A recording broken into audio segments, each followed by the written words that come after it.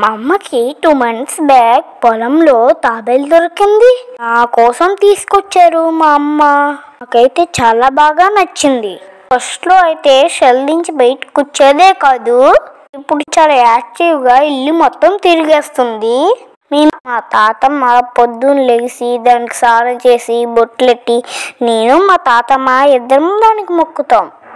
మా అమ్మ తనకి టమాటా పెడితే నమ్మాలా వద్దా అని ఎలా చూస్తుందో చూడండి ఫ్రెండ్స్. ఎవరికి తనకి ఆకలేసినట్టుగా ఉందేమో, వదలకుండానే తినేస్తుందిరా బాబు.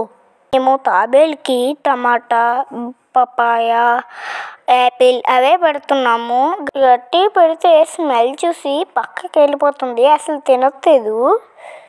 అనుకుంటుందేమో వీళ్ళు పపాయ టమాటా తప్ప ఏం పెట్టద్దని.